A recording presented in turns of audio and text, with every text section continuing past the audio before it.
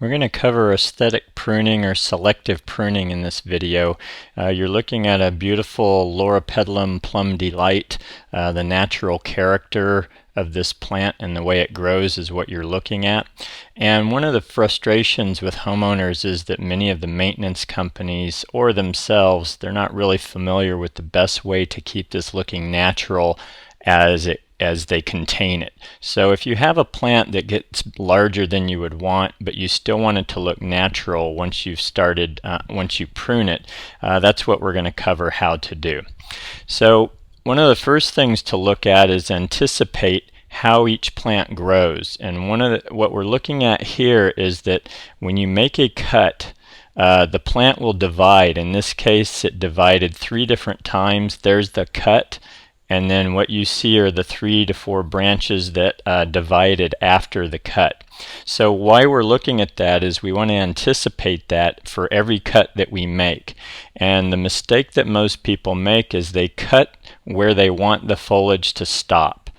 The thing is, plants don't behave that way. Wherever you cut, they grow up from there. So what we want to do is understand that, and then for each type of plant, how much growth is likely to come out of that after the cut. So here we're looking at some parts of the shrub that have grown taller than the rest of the plant, and what I'm looking at is where to cut. So above the cut, I'm finding that the growth was anywhere from 3, and we're going to see in turn sometimes 12 or more inches.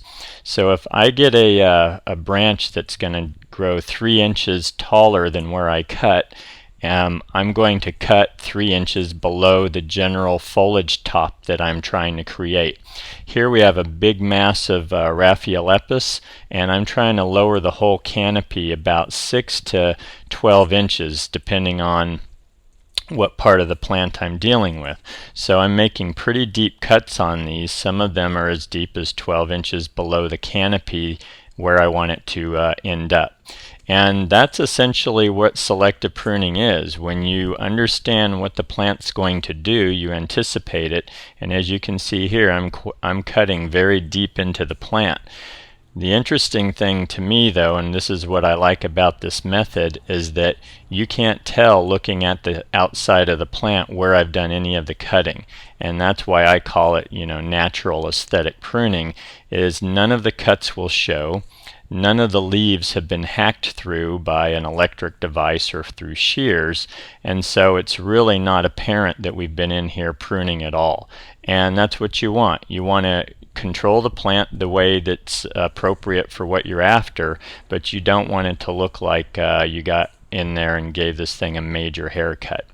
And yes, it takes a little more time, but if you select the right plant and you're not trying to over prune it, then this is a once a year kind of event, if that, depending on what size plant you're dealing with. This group you see here is in front of my house, and once a year I do this pruning that you're watching.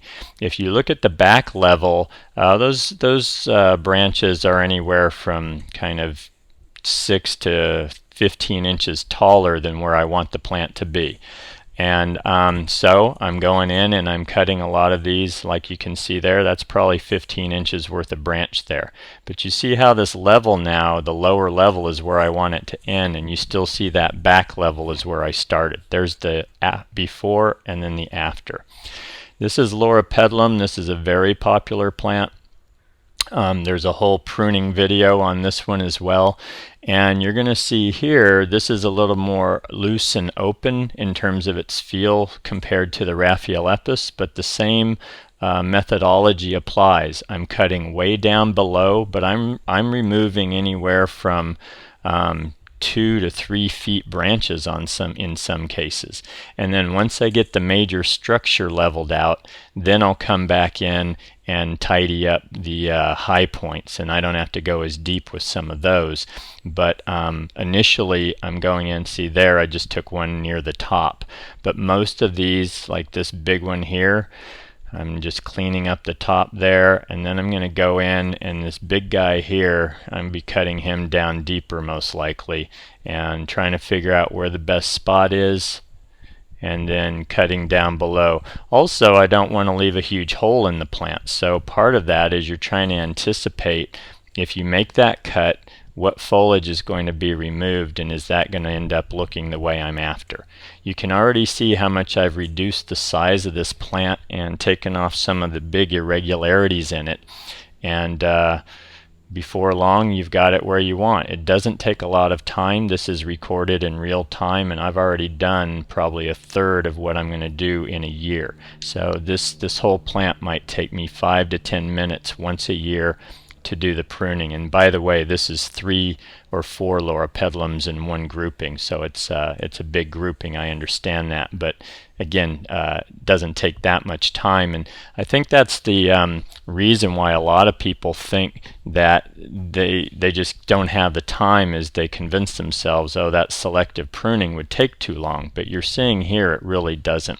Here's the after shot. And here, just a little detail. You still see how all the edges are natural. This has kind of a layered effect naturally for this plant, and you cannot tell any of the areas where I've done my cutting, and yet I've reduced the foliage mass by probably 20% and tidied up the plant so that it ends up looking like you see here in this photo.